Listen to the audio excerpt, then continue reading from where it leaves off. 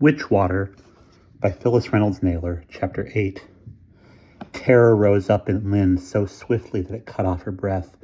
She had locked and checked every door and window in the house, but the fireplace flue was open, and something was coming down.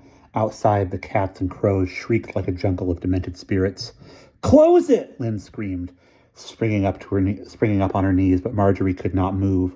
Tumbling across the rug, Lynn rolled toward the fireplace, every muscle, every nerve alive, with one intention only.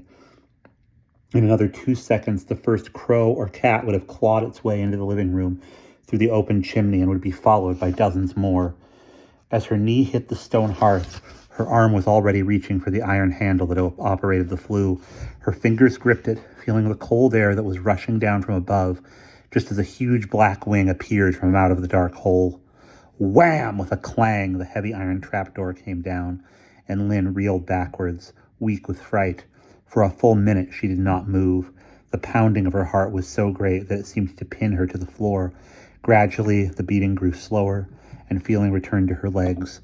She sat up and looked at Mouse, and then at the fireplace. Caught in the heavy trapdoor of the flue was the body of the lead crow. One wing and the head were inside the room, and the yellow eyes, once so sharp and menacing, were glazed over now. The wing twitched once and hung motionless, and then Lynn realized that the noise outside had stopped. "Mouse," she whispered, "listen." Together they crouched on opposite sides of the room, absolutely still listening, but the demon sounds were gone. They crept across the rug to the window and peered out. The trees were bare.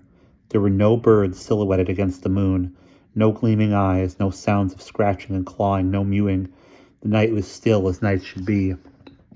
"We did it," Lynn said, half squealing, half crying. "Oh, Mouse, we did it! The lead crow is dead! We broke the spell!"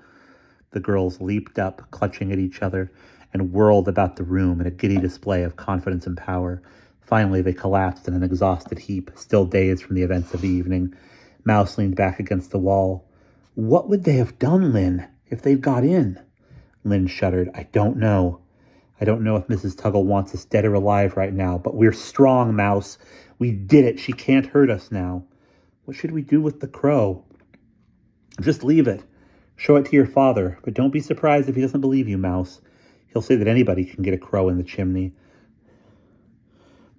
Up in the bedroom, the girls lay on their backs, looking sleepily out the window, which had held such horror for them only minutes ago. "You were right," Mouse murmured, "about our friendship, about it being stronger than anything, Lynn."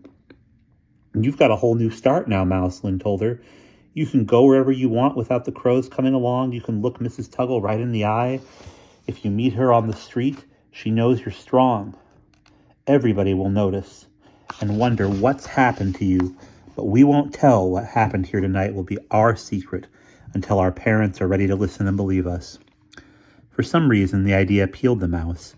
It was great to be somebody special, somebody snatched from the jaws of witchcraft even.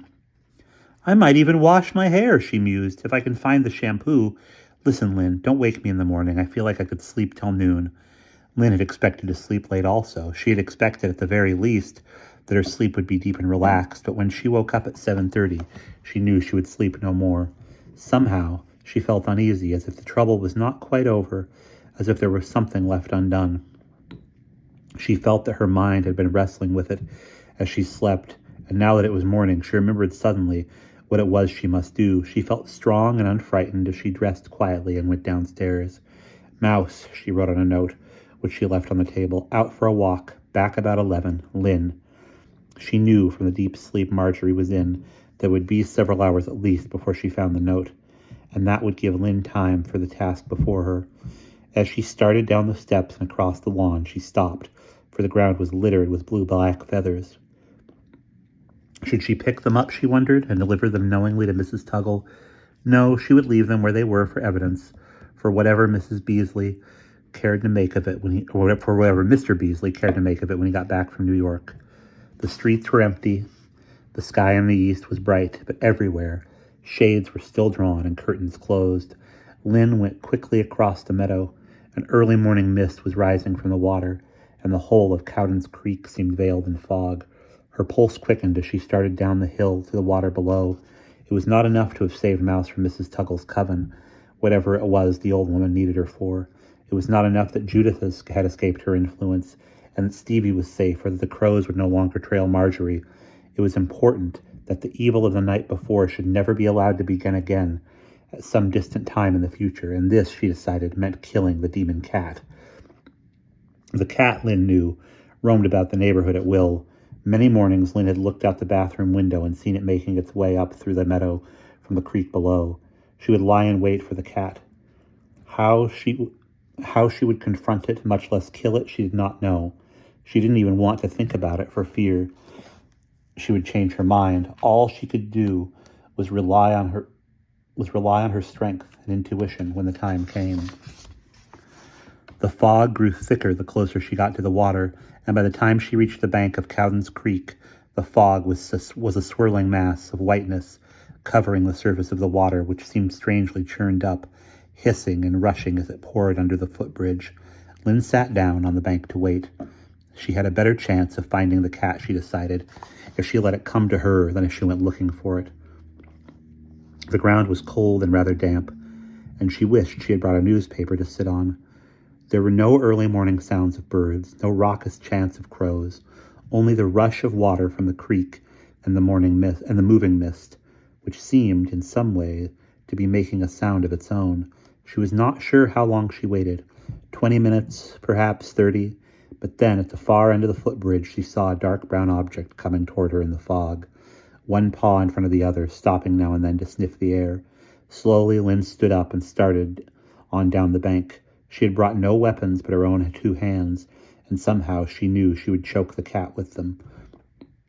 Yet she had never killed anything in her life, unless you counted ants stepped on accidentally, or a mosquito now and then, or the lightning bug she had once held too tightly in her hands.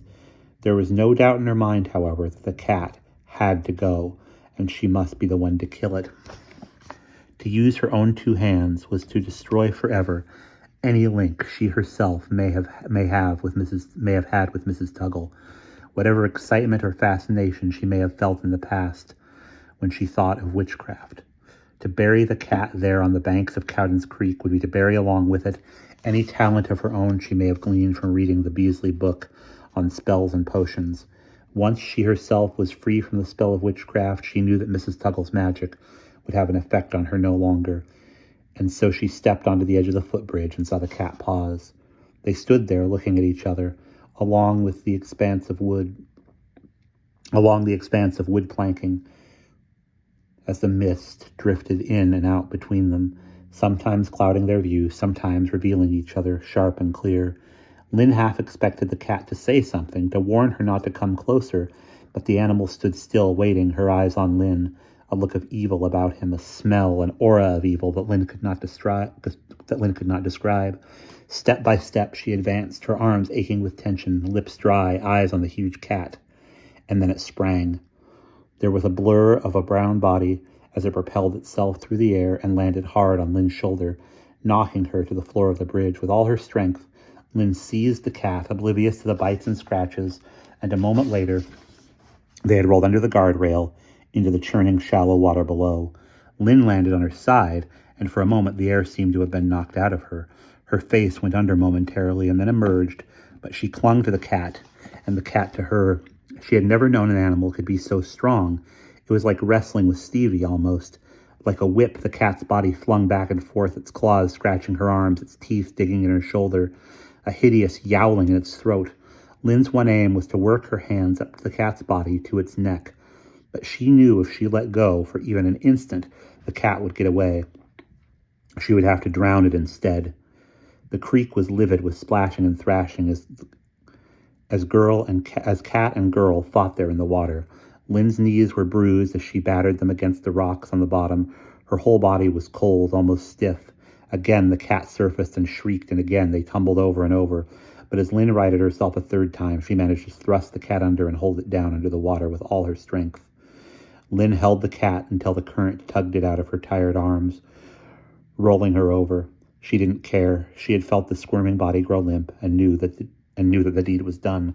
Slowly, she crawled across the rocky bottom of the creek to the bank and lay there, shivering, completely exhausted, strangely weak.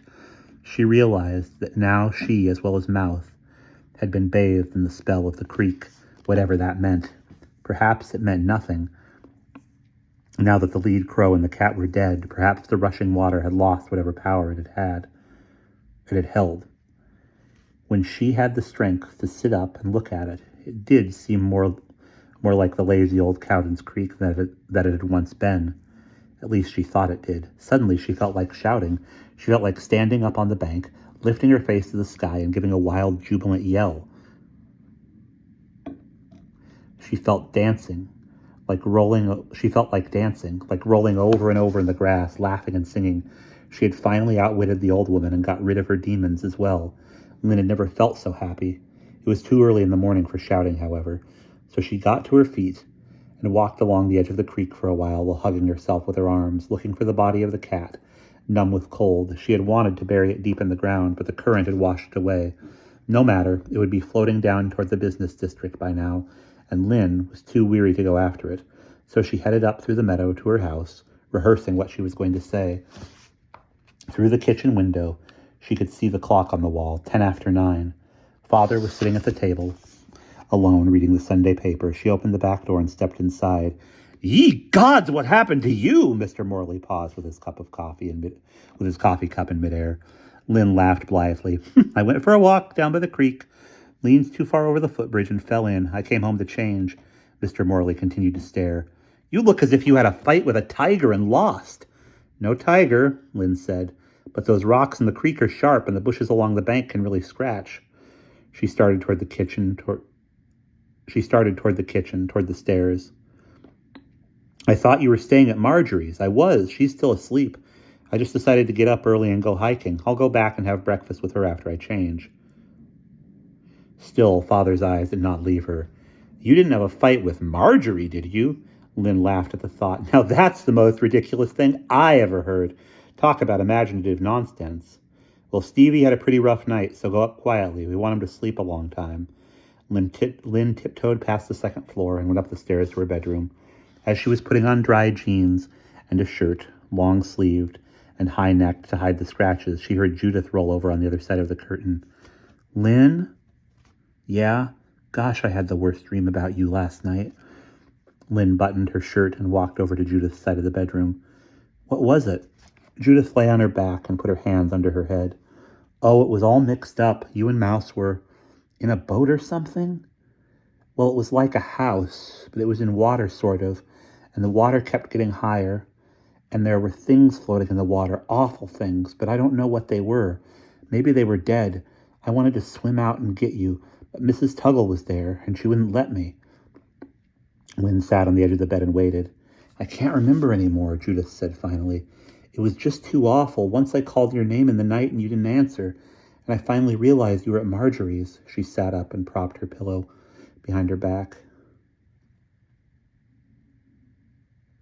"I have this strange feeling sometimes, a scary feeling, but it's as though I felt it before, only I can't remember when or where.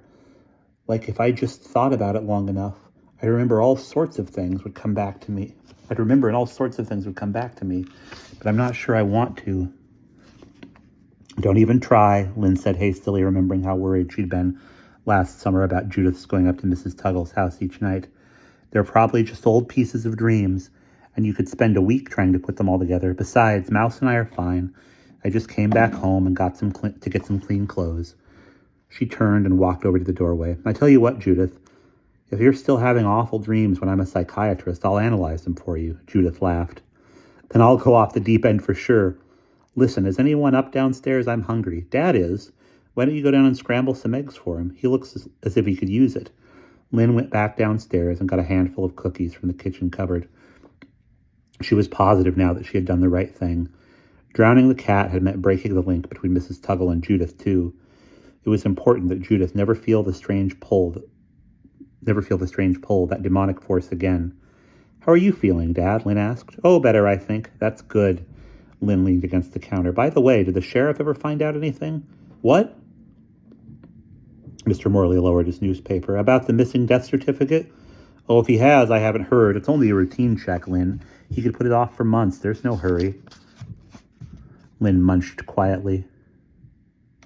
Mrs. Tuggle could do a lot in a few months, so that when the sheriff came snooping around, she'd be ready if she had any powers left, that is.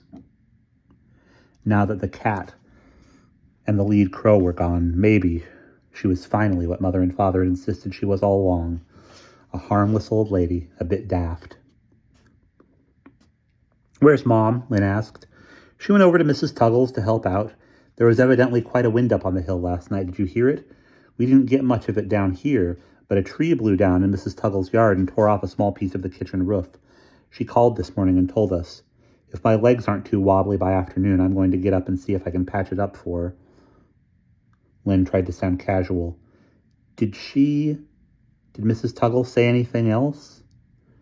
"As a matter of fact, she asked if you children were safe, you in particular.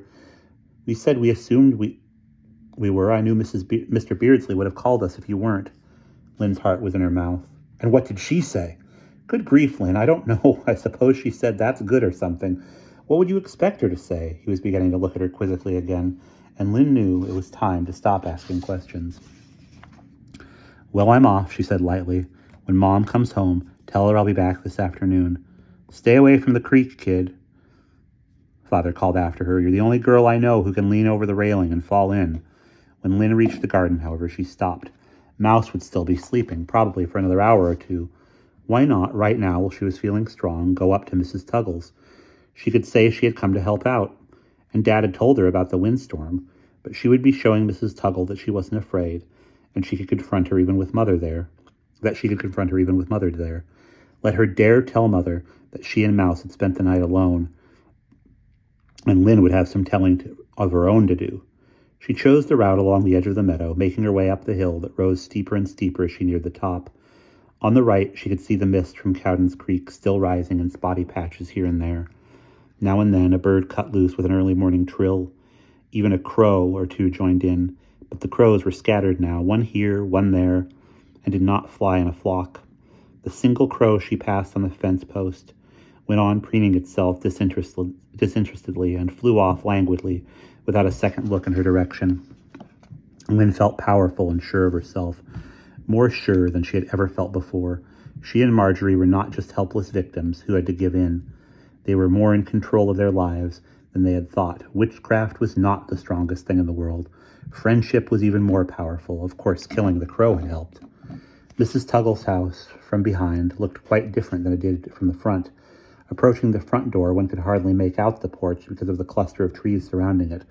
But from the back, the house looked naked, as though completely open to the forest and fields and the creek beyond, a mecca for the creeping, crawling things of the night. Lynn laughed a little to herself. Now that was imaginative nonsense. Creeping, crawling things of the night. That was purple prose, as Mother called it, when a writer went overboard describing something. Nevertheless, from every conceivable angle, the Tuggle house was not like the other houses on the street. It was very much alone, isolated, a house of secrets among the thorn-apple trees.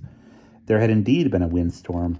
Here and there, Lynn saw a limb down in a neighboring yard or a piece of fencing that had blown over, but the worst damage had been done to the Tuggle house. Was it because hers was the highest house on the hill, subject to the full force of the wind? Or was there another reason? When did the storm peak, Lynn wondered? Shortly after midnight, at the death of the lead crow, perhaps? Was it possible that at the death of the bird demon, the power that Mrs. Tuggle had directed toward Mouse and Lynn had turned back on herself? As Lynn entered the yard, between the old barn and Mother's studio, she saw the trunk of a large locust tree, which had grazed Mrs. Tuggle's roof as it fell and now lay across her back steps. One window had been broken, and there were shingles and splinters of wood strewn about on the ground. Lynn went around to the front door, stepped up on the porch, and grasped the ugly troll-like door knocker firmly. She rapped it twice, and then, in a bold display of nerve, simply opened the door herself and entered the dark hallway. There were footsteps at the other end, and Mrs. Morley appeared in the kitchen doorway. "Lynn, my goodness, you're up early. I expected that you girls would sleep till noon. I heard what happened, and I thought I'd come by to see if I could help," Lynn said, choosing her words carefully. She remembered at the same time that Mother had suggested she stay away from Mrs. Tuggle's house, but she must have sounded so inwardly strong and mature that Mrs. Morley decided she could handle it. "Well, I'm sure we could find something for you. I've just washed a sink full of dishes that were thick with plaster dust, and you could dry them for us." Lynn walked on down the hall, past the old clock with one hand missing, that ticked no longer, the unsmiling photos of Tuggle relatives there on the wall, The deacon's bench with frayed velvet cushion, the cracked vase, the coat tree with hooks that looked like claws. The kitchen was grimy with plaster that had fallen from one corner. The table was covered with dishes that had been removed from an open cupboard and were waiting their turn in the sink. Mrs. Tuggle was standing with her back to them, sweeping up a pile of wood splinters. Hearing the footsteps, she turned around, and her eyes met Lynn's. Lynn stared. They did not seem like Mrs. Tuggle's eyes at all, but rather the eyes of a crow. The green eye, the gray one even, both had a strange yellow cast to them, as though they had undergone a color change during the night, and her nose, angular enough before, looked even sharper now, like the beak of a bird. Had she always looked this way? Had Lynn never noticed it before? Didn't Mother notice? "Lynn's come to help out a bit," Mother said to the old woman. "You know, Mrs. Tuggle, you don't look so good this morning. You must be awfully tired. Why don't you sit and rest a while?" Mrs. Tuggle did not take her eyes off Lynn. "I'm quite all right," she said, and Lynn could not decide if her expression was one of curiosity or anger. "I feel better up and about than I do in a chair." "Then I'm going to get off my feet for a bit," Mother said, sitting down in the rocking chair near the table. "There's no room for any more dishes in the rinse pan anyway, so I'll just wait till Lynn's dried a few."